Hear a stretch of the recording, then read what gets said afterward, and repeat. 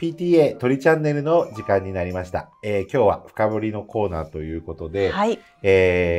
やっとちょっとマイルの、ちょっと春の新生活の時期になってきたので、皆さんお待たせいたしました。ちょっとマイル詳しい人は今日ちょっとためにならないかもしれないですけど、でも何気なく聞いていただけると嬉しいかなと思います。それでは早速今週の深掘りです。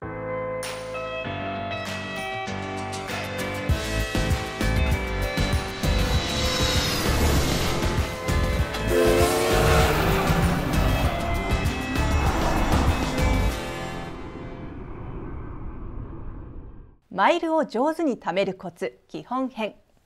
日常生活でどう貯めるかが重要。さて今週の深掘りは、今回は春ということで、今年からマイルを貯めようと考えている人も多いと思います。そこでマイルを上手に貯めるコツについての基本的な部分について鳥海さんに解説していただきます。さて、この新生活に入った春なんですけど、はい、そのマイルをやっぱり上手に貯めたい人、で、基本的にまずマイルを貯めるべき人っていうのは、旅行が好きじゃないとまず意味がないと。で、やっぱりその貯めたマイルで航空券に変えるということを前提に、ちゃんと旅行に行こうっていうふうに思ってない人は、まず、その他のカードの方がいいと思います。はい、目的地は、いろいろね、航空のマイルってなんか電子マネーとか様々なポイントサービスに変えたりすることはできるんですけど、はい、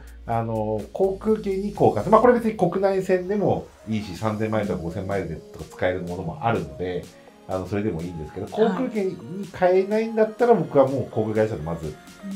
マイルを深く貯める必要はないかなっていう大前提なんですが、はい、で、これも鳥海流って勝手に言っちゃいますけど、はい、もうシンプルで、はい、よくね、マイルのポイント術とかいろんな本が出てたりとか、ネットで出てたりする。ありますよね。で、それは趣味としてやって、よりなんか追求するっていう意味では、僕はそれは大事だと思うし、いいと思うんですけど、僕はもう日常何気なく当たり前に普通の生活だけで、ちょっとだけなんか頭の片隅に、ある情報を入れておくということだけを前提に考えてほしいなと思ってます。で、飛行機、特に今なんかセール運賃みたいなので、この間も ANA が7000円とか JAL が6600円のセールってありましたけど、あれだとマイルが 50% しかたまらないとかで、北海道行っても往復で500マイルとか600マイルぐらいしか、たまんないっていう、状況もあるんですけど、ね、やっぱり日常の生活でどう貯めていくかっていうのが大事になってくる中で、多分皆様気になっているところだと思いますが、もしこれから貯めるんであれば、やっぱりANA カードか JAL カード、どちらかのクレジットカード、もしくは両方でもいいと思います。で、金額を使い分けるってこともあるし、っていうのは、貯めた後にやっぱりANA に乗りたいとき、JAL に乗りたいとき、あと空席が同じ路線でも ANA が満席だけど JAL が空いてるってこともあったり、逆もあったりっていうことがあるので、僕は ANA カード、JAL カードの2枚持ちというのが、これあくまでも基礎編ですからね、他のホテルのカードでマリオットボンボイ持った方がいいから、いろんなツッコミがあると思うんですけど、あくまでも今日は初心者向けということをぜひそれが気になります。考えると、ANA と JAL のカードにまずすべきということと、それと、もう一個は、年会費の安いカードは100円あたり、200円だな。100円1マイルで200円使うと1マイルしかたまんないっていうカードが今年会費安いの多いんですよ。で一定の年会費以上とか、あとクレジットカードによっては入った後プラスポイントアップみたいなちょっと追加払うことにあるんですけど、必ずやっぱり100円1マイルの、積算率以上のクレジットカードでないと、やっぱり日常で貯めても全然貯まり方が鈍いです。そこはもう投資だと思って、5000円ぐらい年会かかるものもあったりもするちょっとあるんで、それは見てもらえればいいんですけど、とにかく100円1マイルのカードっていうのにはこだわるべきだというのがあります。わかりました。それで、あとは最近だと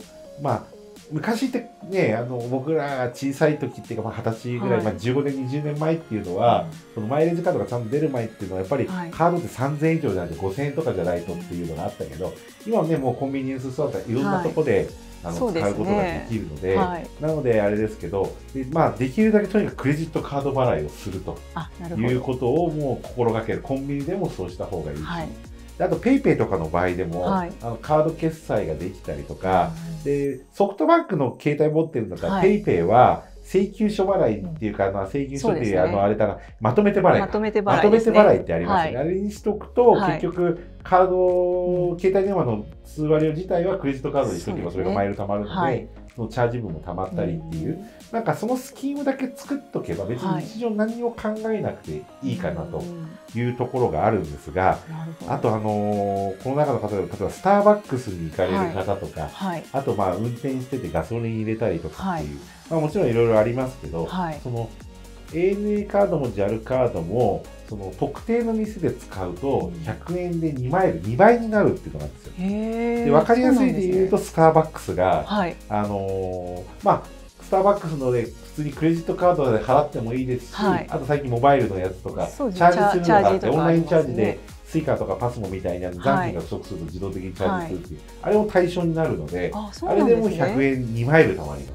す。だから例えば1万円だったらもう200マイル貯まることになるし、あとエネオスとかそういうガソリンスタンドなんかも大体2マイル貯まるっていうこともありますし、でそれも別にApple Pay っていうか、今クレジットカードだとその ID とか、あとクイックペイとか、そういったのもあります。そういうのでも対象になりますので、なのでそういったところっていうのをちょっと見てもらいたいなっていうところ。JAL もJAL は JAL カード特約店って名前になってますし、ANA でいうとこの、カードマイルプラスっていう風な名前で、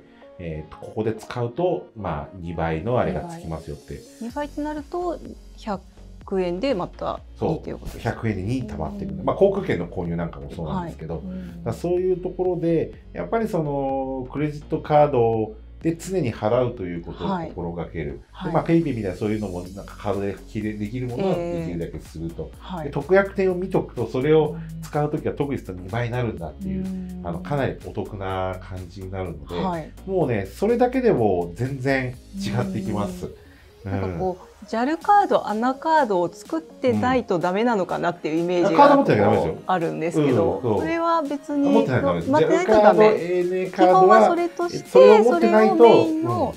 なんかよくこう別のカード会社でもこれをマイルに変えますとかありますよね。ありますけど、それってどうなんですか？一部のカードで100円1マイルってあると、それ上級でやっぱその1箇所ポイントやんなきゃいけないっていうのがあるけど、やっぱりシンプルにそんな深く考えなくていいっていう、一回その仕組みさえ作っちゃえばそれでいいのかなっていう感じがするんですけど、で ANA だとこの ANA って一般カード、ワイドカード、ゴールドカードっていうのがあるわけなんですけど、その中で一番いいのはこのワイドカードっていうのが一番僕は適してるのかなっていう。種類があるんですね。いろいろあるんです。で例えばビザカードのワイドカードっていうことだと、本会員が7975円で、家族カードが1650円っていうふうになってくるので、でこれだと一応200円1マイルなんですが、2倍コースっていうのがあって、そうすると移行手数料というか、年間6600円追加するんですけど、そうするとこれが100円1マイルで貯まることになるので、そういうことで、やっていくっていうことで、できるし、であと家族カードですね。家族カードもやっぱりすごい重要で、家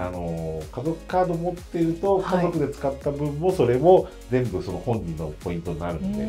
筆頭者になるので、そういったところに、していただきたいなっていうのがありますけど、一応そのワイドカードの方が保険とかいろいろまたそういうのがあるのでいいんですけど、一応一般カード一番安くで100円1マイルいくんだったら ANA で言うと、この ANA ビザ一般カードっていうのが一応、初年度が無料で2年目以降が2200円と、でさっきの2倍コースっていうのが6600円追加だから、8800円で一番安い場合は行くことができる。で JCB だともっと安いのが1個この2倍のやつが5500円のオプションでいいんで、7700円か。だからちょっと7000円ぐらいはちょっと払っていただく形にはなるけど、そうやって貯めていくと、こ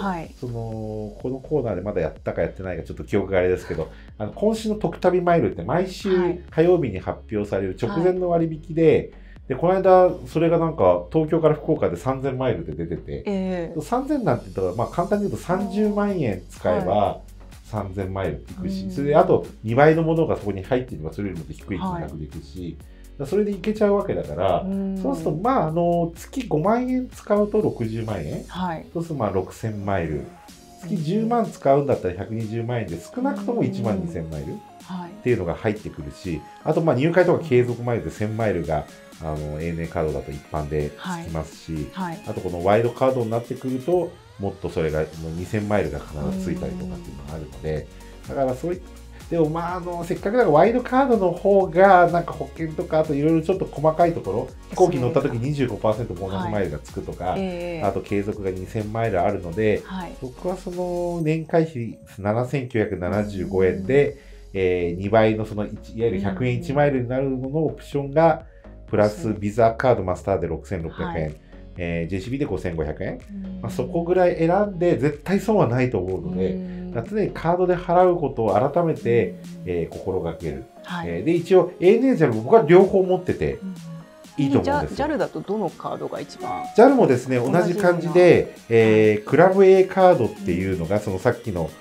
ワイドカードに今並ぶものとしてあるんですよ。でそれをやっぱり持っとくっていうのが一番、大事になってくるんですけど、で JAL もほとんどANA に近い形になってきますけど、JAL の場合は普通カードで年会費が2200円、という形になりますが、これだと200円1マイルっていう、ところになりますので、ちょっとそういったところも含めて、考えていただきたいなと思います。JAL はどうなんですか？そうですね、JAL カードありますけど、ANA より少し会費安くて、やっぱり一般カード、それからクラブ A カード、あとゴールドカードっていうのが基本ベースになりますけど、一般カード、普通カードって言いますけど、最初の1年間無料で、あとは2年目からは本会員が2200円、家族会員が1100円になるんですが、それだとやっぱり同じような感じで、マイルの積算率っていうのがちょっと低くなっちゃいますので、そこも追加料金を、3000円とか4000円とかであるので、それをつけることによって100円、1マイルになるということになるので、これショッピングマイルプレミアムっていう風な名前で、3300円になるんですけど、ちょっともうすぐ4950円に価格改定予定してますって今ホームページ出てるので、そうなんですね。やっぱり少しずつその辺も上がってきてるかなってあるんですけど、でもJAL でもやっぱりクラブ A っていうのが一応その付帯の保険とかも充実してるので、そっちの方がいいけど、でもどこまであと金額使うかってことと、で一応JAL カードのこのクラブ A 見ると年1回でも JAL 飛行機乗るんだったらクラブ A の方がいいですよっていうふうに JAL カード自体はお勧めしてるかなっていう。そういう、入会の時にクラブ A だと5000マイルがもらえたりとか、毎回2000マイルもらえたら 25% アップなんで、ANA で言うと、1個高い、カードにした方がいいと思うし、JAL だったらこのクラブ A カードにした方がいい。ANA だとワイドカードになるのがいいのかなと思うんですけど、で佐久間さん、だから金額が少なくっていうか、そこまでいっぱい消費しなくていいか、どこまでの旅行熱の具合もあるんだけど、そこまで熱が高くなければ ANA、JAL どっちかでもいいと思います。どっちかだったらどっちが実際持っててそれは単純にどこに行きたいかっていうのが全てなんですよ。いわゆるたまたまマイルを吐き出す先っていうのを、いろいろマイルの空席とか見ながら、ANA の方が自分のライフスタイルが合ってる、自分のライフスタイルは JAL の方が合ってると。で海外行くことになればもっとその提携航空会社のところ、例えば香港が好きだったら、JAL の方が JAL とキャセイパシフィック航空が、使えるってメリットがあるし、でグアムなんか行きたかったらやっぱりユナイテッド航空の方が強いから ANA の方がいいとか、そういったところも総合的に考えて、マイルの吐き出し先で考える方がいいので、あとそうですね、自分が普段どっちに乗る機会が飛行機だと多いかっていうのも、それが結構ライフスタイルの中で